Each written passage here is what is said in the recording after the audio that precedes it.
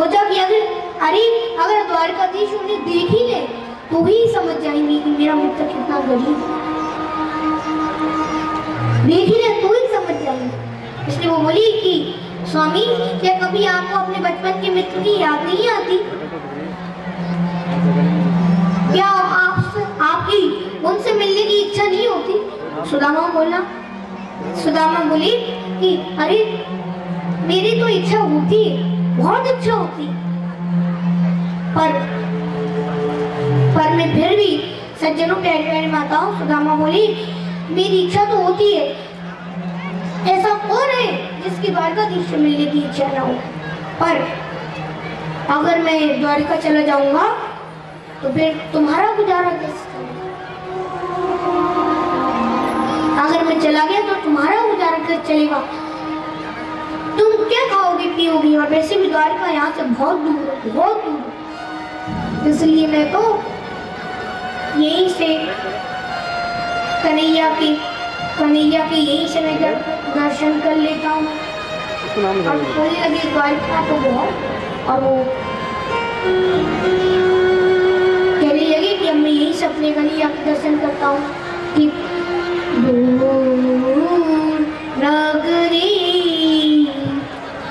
बड़ी दूर नगरी, दूर नगरी, बड़ी दूर नगरी, ओ दूर नगरी, बड़ी दूर नगरी, ओ कैसे आऊं रे कन्हैया, कैसे जाऊं रे कन्हैया, तेरे पावन नगरी, बड़ी दूर नगरी, हाँ दूर नगरी, बड़ी दूर नगरी, कैसे आऊं मैं कन्हैया, कैसे आऊं मैं कन्हैया, तेरी पावन नगरी, बड़ी दूर नगरी, दूर नगरी, बड़ी दूर नगरी।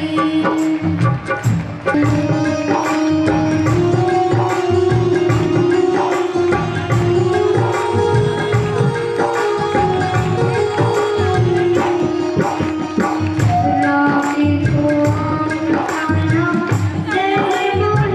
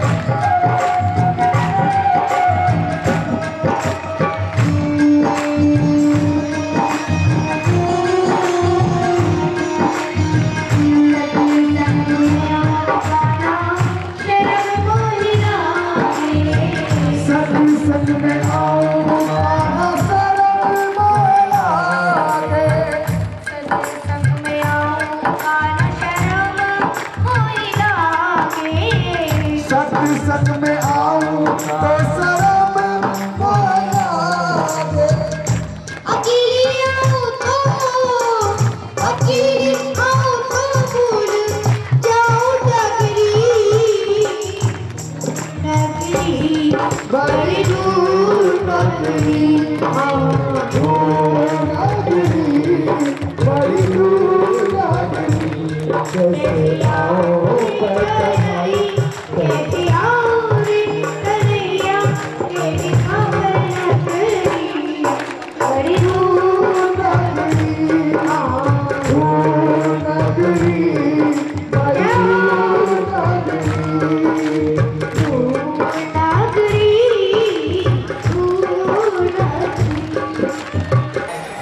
अब सब माता निवेदन अपने अपने स्थान पर बैठ जाएंगे और ध्यान से कदम।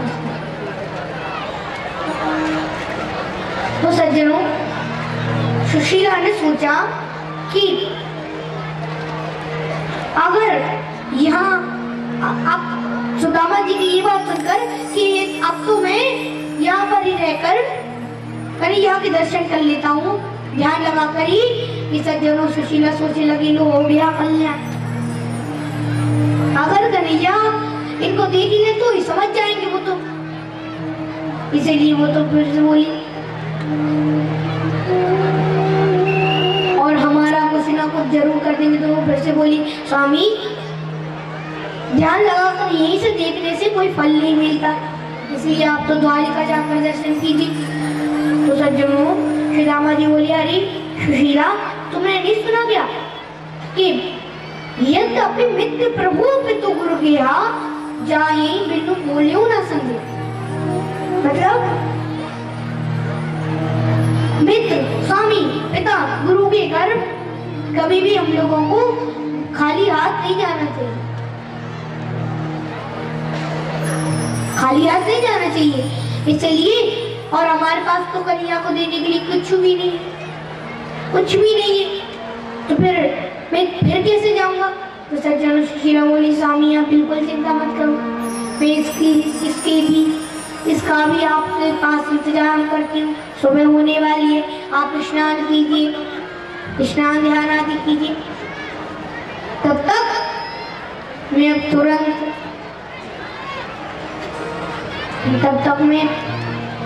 अब आपके लिए कन्हैया को देने के लिए कुछ व्यवस्था करती हूँ।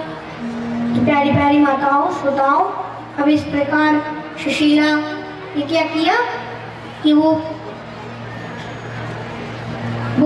एक घर गई और उसने 5 घरों से चावल ली, हाँ थोड़े थोड़े चावल ली और उस चावलों को एक पोटली में डाल दिया। सोचने लगी कि जब द्वारिकाधीश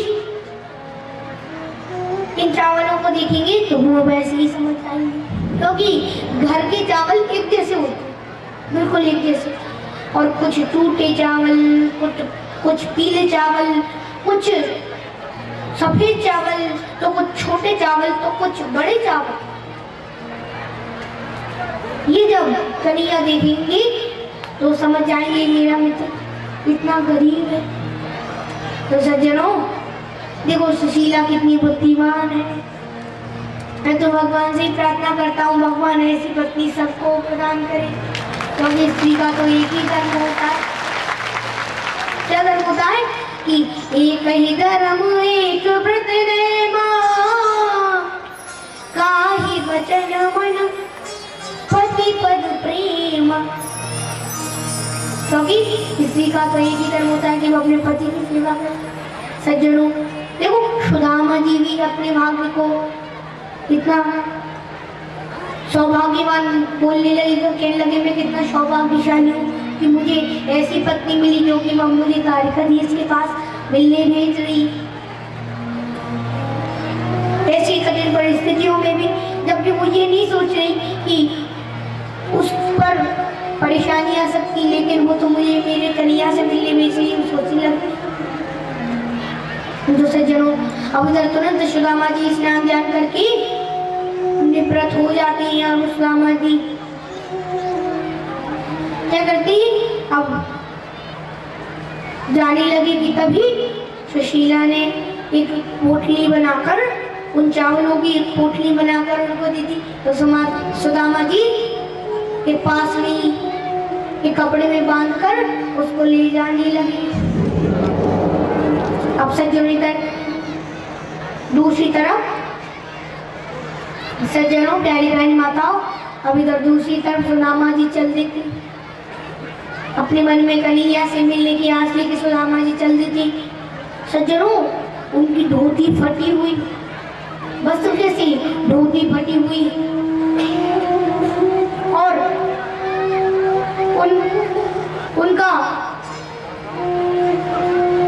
उनका लोटा भी बिल्कुल फूटा फूटा।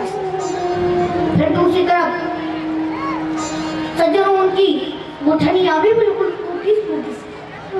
और सज्जनों मोटे तो इतने हैं कि एक छोटा सा बच्चा भी उनकी हड्डियां गिन सकता है। मेरा मतलब समझ गए ना? काफी पतले, बहुत पतले। और सुदामा जी कृष्ण मिलन की आस लेके चल लेती हैं। सज्जनों चलते चलते कई दिन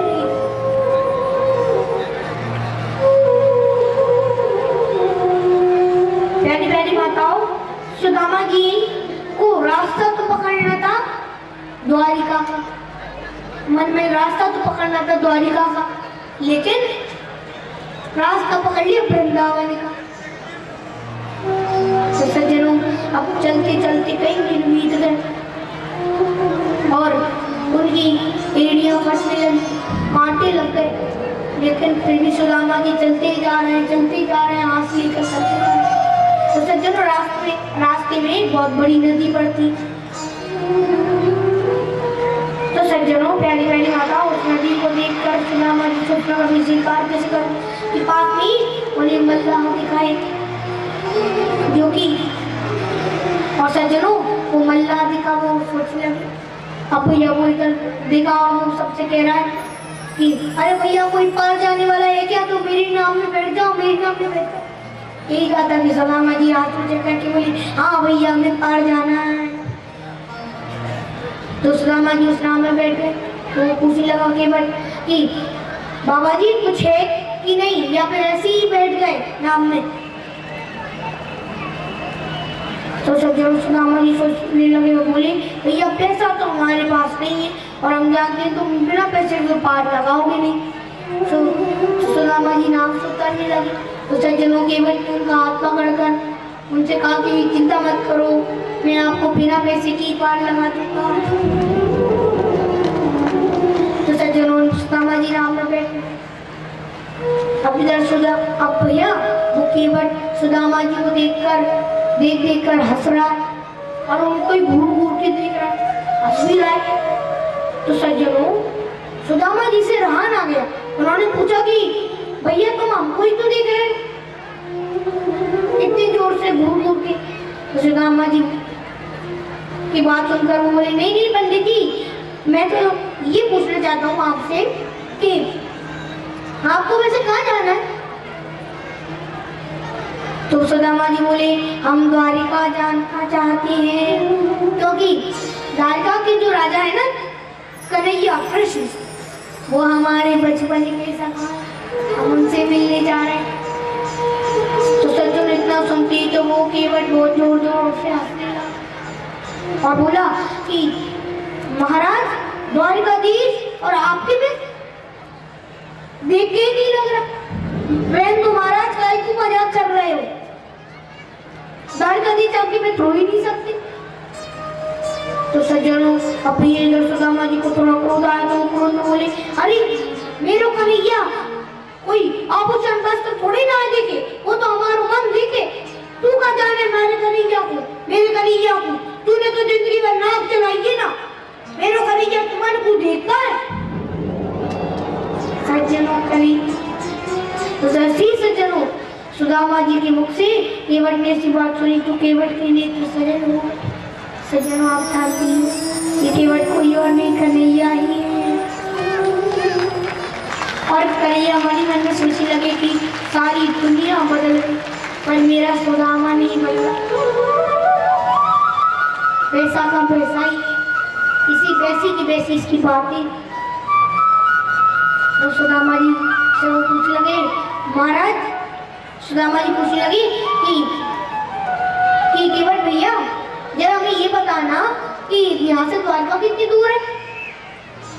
तो वो केवट बने कन्हैया बोले कि महाराज यहाँ से द्वारिका तो बहुत दूर है, पर आपको देखकर लगता है कि 2-3 महीने में आप पहुंच जाओगे।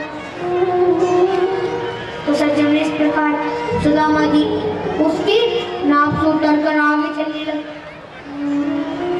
चलते चलते सज्जनों कई दिन बीत, चलते चलते सज्जनों पूरे 2 महीने हो गए। सुदामा चल ही रहे और जब प्यारी प्यारी माताओं सज्जनों सुदामा जी रुक नहीं रहे, चल ही रहे, और जब उनके बिल्कुल भी चलने की पसंद नहीं, तब सुदामा जी सोचने लगी कि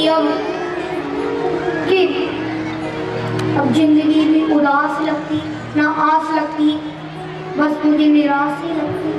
और सज्जनों सुदामा जी तो एक पेड़ के नीचे बैठकर ही थोड़ा आराम करने लगे और कन्हैया से बोले, वारे कन्हैया वाह, अरे चलते चलते पेड़ टूट गए पर तेरी द्वारका नगरी अभी तक ना आई।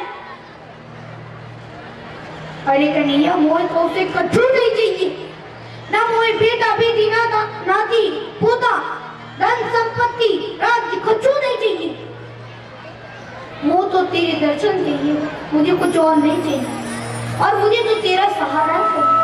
और वो क्या उठी कि बाकी बिहारी मुझको देना सहारा, कहीं छूट जाए ना दामन तुम्हारा। बाकी बिहारी मुझको देना सहारा, बाकी बिहारी मुझको देना सहारा, कहीं छूट जाएगा दामन तुम्हारा।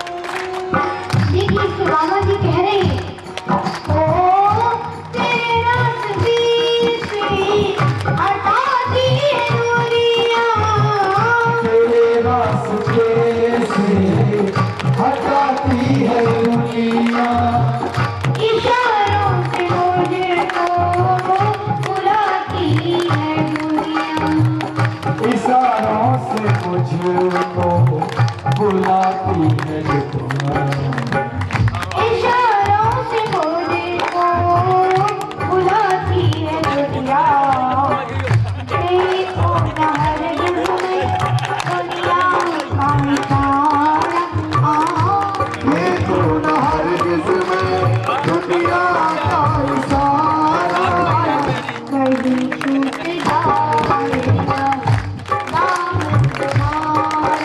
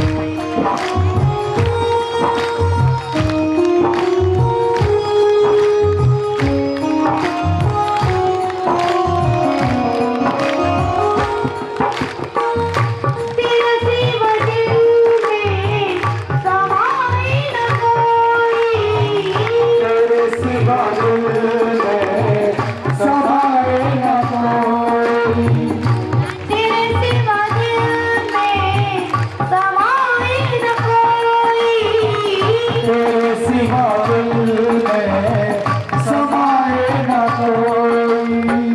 लगन का ये दीपक बुझाए न कोई। लगन का ये दीपक बुझाए न कोई। तू ही मेरी कश्ती, तू ही है किनारा। तू ही मेरी कश्ती, तू ही है किनारा। कहीं छूट जाए दामन तुम्हारा। कहीं छूट जाएगा दामन तुम्हारा। बाकी बिहारी मुझको देना सहारा। बाकी बिहारी मुझको देना सहारा। कहीं छूट जाए ना दामन तुम्हारा। कहीं छूट जाएगा दामन तुम्हारा।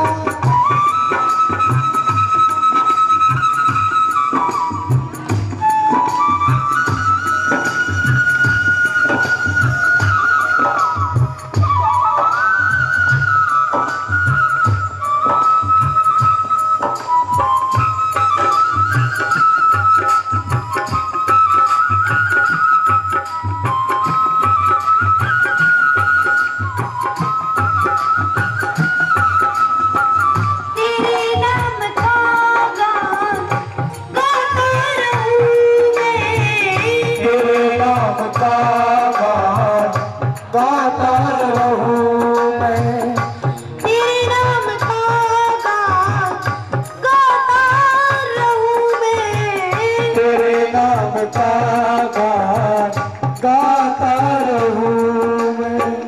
सुबह शाम तुझको रिझाता रहूं मैं। सुबह शाम तुझको रिझाता रहूं मैं। तेरा नाम मुझको है प्राणों से प्यारा। तेरा नाम मुझको है प्राणों से प्यारा। कहीं छूट जाए दामन तुम्हारा। कहीं छूट जाएगा दामन तुम्हारा। बाकी बिहारी मुझको देना सहारा।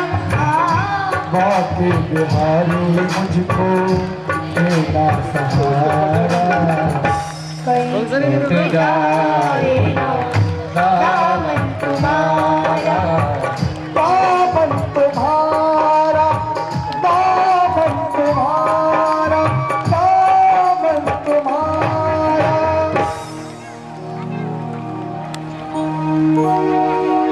सज्जनों, प्यारी प्यारी माताओं बहनों, अच्छी लगे वो कि देखो कहने लगी कि देखो देखो ये गरीबी, ये गरीबी का हाल। कृष्ण के मेरे बचपन का यार है मेरा श्याम। यही सोच कर